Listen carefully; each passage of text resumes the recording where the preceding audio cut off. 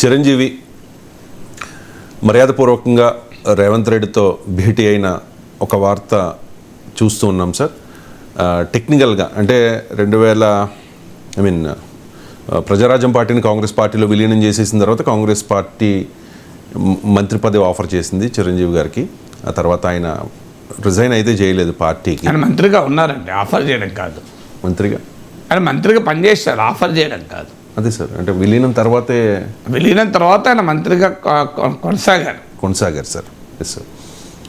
So ఈ పరిణామాన్ని ఏ రకంగా చూడాలి? అంటే మర్యాదపూర్వక భేటీగా చూడాలా, లేకపోతే దీనిలో ఏదైనా పొలిటికల్ యాంగిల్ ఉందా? మీరే చెప్పారు కదా మర్యాదపూర్వకంగా కలిశారని. మీరే మర్యాదపూర్వకంగా కలిశారని చెప్పి దాన్ని మర్యాదపూర్వకంగా చూడాలా అంటే నేను ఏమనాలి? అంటే నేను పేపర్లో వచ్చిన దాన్ని బేస్ చేసి ఈ మొబైల్ ఈ ఫోన్ చూసి మీరు ఏమనుకుంటారంటే మొబైల్ ఫోన్ అనుకుంటా. సో మీరు మర్యాదపూర్వకంగా కలిశారన్నాక కాదు అమర్యాదగా కలిశారని చెప్పండి. పాయింట్ నేను చెప్తా సార్. పేపర్లో వచ్చిన న్యూస్ని బేస్ చేసుకుని నేను అది మర్యాదపూర్వక భేటీ జరిగిందని నేను చెప్పాను సార్. దీనిలో ఏదైనా పొలిటికల్ యాంగిల్ ఉందా అనేది నా ప్రశ్న ఇక్కడ. ఇప్పుడు కేసీఆర్ని కూడా చిరంజీవి పరామర్శించారు. కేసీఆర్ ఆసుపత్రిలో ఉన్న సమయంలో మరి అప్పుడు బీఆర్ఎస్లో చేరుతున్నాడా? అంటే రేవంత్ రెడ్డిని మర్యాదపూర్వకంగా కలిస్తే కాంగ్రెస్ వైపు చిరంజీవి చూస్తున్నాడా? మరి అంతకు ముందే కేసీఆర్ను కూడా కలిసి పరామర్శించొచ్చారు. వాస్తవంగా రేవంత్ రెడ్డి ముఖ్యమంత్రి అయ్యాక చిరంజీవి రేవంత్ రెడ్డి కన్నా ముందు కేసీఆర్ని కలిశారు. ఎందుకంటే ఆసుపత్రిలో ఉంటే అంటే కేసీఆర్ని కలవడంతో రాజకీయంగా బీఆర్ఎస్ వైపు మెగాస్టార్ చూస్తున్నాడా సో అని మనకు కంక్లూజన్ రాగలమా? ఇప్పుడు కొన్ని పద్ధతులు ఉంటాయి. ఇప్పుడు శుభకార్యాలకు అన్ని పార్టీల నాయకులు అన్ని పార్టీలకు వెళ్తారు, అన్లెస్ వాళ్ళు ఫ్రెండ్లీ టర్మ్స్లో లేకపోతే మినహా. సో ఏదైనా సందర్భం వచ్చినప్పుడు పరామర్శిస్తూ ఉంటారు, కలుస్తూ ఉంటారు. సో కొత్తగా పదవి వచ్చినప్పుడు అభినందిస్తూ ఉంటారు, జన్మదినానికి కూడా శుభాకాంక్షలు తెలుపుతూ ఉంటారు. సో ఇవన్నీ కూడా సాధారణంగా జరిగేటువంటి హ్యూమన్ జెస్చర్స్. సో మనకు ఇది ఈవెన్ కేసీఆర్ను వెళ్ళి రేవంత్ రెడ్డి కూడా కలిసి వచ్చారు. అంటే బీఆర్ఎస్ వైపు రేవంత్ రెడ్డి చూస్తున్నాడా, లేదు తనకు కాంగ్రెస్ పార్టీకి బీఆర్ఎస్ మద్దతు ఇవ్వబోతుందా, రేవంత్ కేసీఆర్ను కలవడాన్ని ఎలా అర్థం చేసుకోవాలి అన్నామనుకోండి, ఏం చెప్పాలి నేను? కానీ ఇక్కడ అంటే రేవంత్ రెడ్డి ఒక్కరే కాదు, బట్టి విక్రమార్క, శ్రీధర్ బాబు వీళ్ళంతా కలిశారు వెళ్ళి. సో నాకు గుర్తున్నంత వరకు బీజేపీ నేతలే వెళ్ళి కలిసినట్లేరు. అంటే కేసీఆర్ను బీజేపీ నేతలు పరామర్శించలేదు, రేవంత్ రెడ్డితో పాటు కేబినెట్ మంత్రులు కాంగ్రెస్ నేతలే పరామర్శించారు. అంటే కాంగ్రెస్ పార్టీ బీఆర్ఎస్ కలవబోతోందా అన్న నడితే నేను ఏం చెప్పాలి? అసలు చిరంజీవి రాజకీయాల వైపే చూడడం లేదు, ఆయన సినిమాల వైపే చూస్తున్నాడు. స్వయంగా అనేక సార్లు చెప్పాడు, నేను ఎంజాయ్ చేసే సినిమా, నేను పాలిటిక్స్ను ఎంజాయ్ చేయలేకపోయినా ఆయనే ప్రత్యక్షంగా చెప్పిన మాటలు. అందువల్ల చిరంజీవికి సినిమా ప్రాణం. సో ఆయనకు రాజకీయాల్లో మధ్యలో కొంత ప్రయత్నం చేసినా ఆయన స్వభావానికి అది పొసగలేదని ఆయనే చెప్పాడు, ఇది నేను చెప్పడం కాదు. అందువల్ల చిరంజీవి కాంగ్రెస్ పార్టీలో చేరి ఇప్పుడు బాధ్యతలు తీసుకోవాలనుకుంటే ఆయనకు మధ్యలో రికమెండేషన్ రేవంత్ రెడ్డి కావాలా?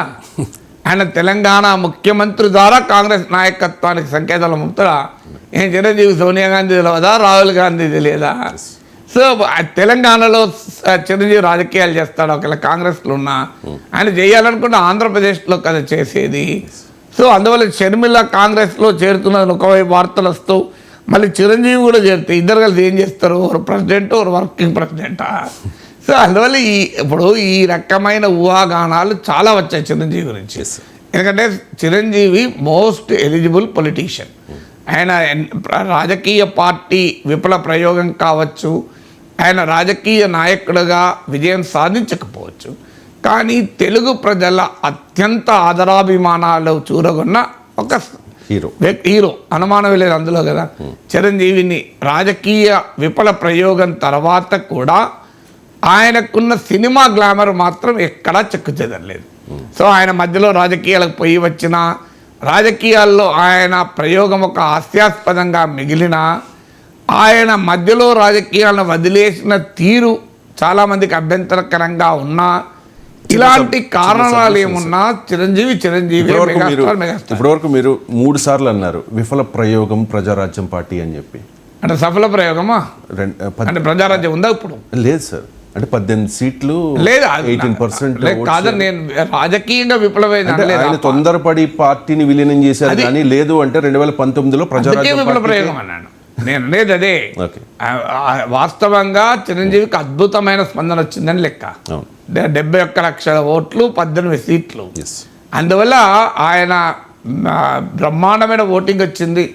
రాజకీయాల్లో ఆయన నిలబడి ఉంటే డెఫినెట్గా ఆయన థర్డ్ పొలిటికల్ ఫోర్స్గా ఇప్పుడు జనసేన కన్నా అనేక రెట్లు బలమైన ఫోర్స్గా ఉండేవారు, అనుమానమే లేదు.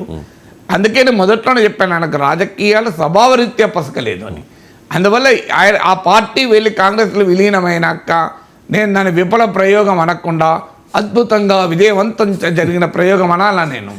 సో మీరే చెప్పండి ఏమనాలి. అంటే ప్రజలు ఆదరించారు, కాస్త ఓపిక పట్టి ఉంటే ఓపిక పట్టలేదు కనుకనే విప్లవ ప్రయోగం అలా అంటారా? ఓపిక పట్టి ఉంటే నిజమే సఫల ప్రయోగం అనేవాడిని. ఓపిక పట్టలేదు కనుకనే ఆ పార్టీ ఇప్పుడు ఎగ్జిస్టెన్స్ లో లేదు కనుకనే అంటున్నా. ఎగ్జిస్టెన్స్ లో లేనప్పుడు ఉండే సఫల ప్రయోగం అంటే నేను పిచ్చోని అవుతాను కదా. సో అందువల్ల ఆయన ఓట్లు రాలేదు. ఆయన పార్టీని కాంగ్రెస్లో విలీనం చేయకముందు నన్ను అడిగితే అది విఫల ప్రయోగం అనేవాడిని కాదు, ఖచ్చితంగా అది సఫల ప్రయోగం, మంచి ప్రయోగం అనేవాడిని. కానీ ఆయన లేదు కదా, పార్టీని తీసుకుపోయి కాంగ్రెస్లో కలిపాడు కదా. సో అందువల్ల దాని పట్ల అభ్యంతరాలు ఉన్నవారు కూడా చిరంజీవి పట్ల అభిమానం ఉంటారు. సో అంత ప్రజాభిమానం పొందిన వ్యక్తిని ఏ రాజకీయ పార్టీ కాదంటుంది. అందుకే అల్లూరి సీతారామరాజు విగ్రహావిష్కరణకు భారతీయ జనతా పార్టీ ఆయన ప్రత్యేకంగా ఆహ్వానించి మోడీ పక్కన కూర్చోబెట్టింది. అప్పుడు బీజేపీ వైపుగా మెగాస్టార్ చూస్తున్నాడా అని క్వశ్చన్ మార్కు. ఆ తర్వాత ఆయన ఒక పూర్వ విద్యార్థుల సమ్మేళనంలో తాను రాజకీయాలకు పొసగలేదు కానీ తన తమ్ముడు పవన్ కళ్యాణ్ చేశాడు, ఆయనను ఆదరించని పిలిపివ్వడంతోనే జనసేనలో నాయకత్వాన్ని మెగాస్టార్ తీసుకుంటాడా అని మళ్ళీ ఒక క్వశ్చన్ మార్క్తో వార్త. ఆ తర్వాత మధ్యలో సినిమా టికెట్ల కొరకు జగన్ కలిశారు సీఎంను. కలిసితోనే జగన్తో ఆయనకున్న మైత్రి, వైసీపీలో చేరి రాజ్యసభకు పోతాడా అని మళ్ళీ క్వశ్చన్ మార్క్. సో ఇప్పుడు 4వ క్వశ్చన్ మార్క్ రేవంత్ కలిశాక కాంగ్రెస్ వైపు మెగాస్టార్ చూస్తున్నాడా అని. సో ఈ 4 ఇప్పటి వరకు నిజం కాదు. నిజమేంటి అంటే చిరంజీవి సినిమాల వైపు చూస్తున్నాడు, ఆయన రాజకీయాల వైపు చూడడం లేదు. ఆయనే స్వయంగా చెప్పితే తప్ప ఆయన రాజకీయాల వైపు చూస్తున్నాడని నేనైతే నమ్మలేను. ఎందుకంటే చిరంజీవికి ఆ ఆసక్తి కనిపించట్లేదు. ఇక కాదు ఆయన ఏదైనా రాజకీయ నిర్ణయం తీసుకుంటే అప్పుడు మాట్లాడదాం. 2008లో ప్రజారాజ్యం పెట్టే క్రమంలో, స్థాపించే క్రమంలో కూడా చిరంజీవి ఒక మాట చెప్పారు సార్, ఇంక రాజకీయాల్లోకే పరిమితం అవుతాను, రాజకీయాల్లోనే ఉంటాను, ఇంక సినిమాలు చేయను అని చెప్పి. తర్వాత మనసు మార్చుకున్నారు కాబట్టి ఇప్పుడు కూడా ఏదైనా అదే చెప్తున్నాడు కదా, సినిమాలోనే ఉంటాను, రాజకీయాలకు వెళ్ళను కూడా చెప్తున్నాను. అవును సార్, కాబట్టి అప్పుడు మాట మారింది కాబట్టి ఇప్పుడు కూడా మారే అవకాశం ఉంది. నా క్వశ్చన్ ఏంటంటే సార్, స్ట్రైట్గా ఆయనకి పొలిటికల్గా ఇంట్రెస్ట్ లేకపోవచ్చు, మరి తమ్ముడు పవన్ కళ్యాణ్కి మద్దతు ఇవ్వచ్చు కదా. అది ఇవ్వచ్చు కదా, కాదని నేను అంటలేను కదా. ఇస్తే ఎంతవరకు ఉండే ప్రభావం? ఇచ్చినప్పుడు మాట్లాడదాం. ఇచ్చినప్పుడు మీరు ప్రతిదానికి భవిష్యత్తు ఏమవుతుంది అంటే నాకు ఆన్సర్లు ఉండవండి, నేను జ్యోతిష్యుని కాదు.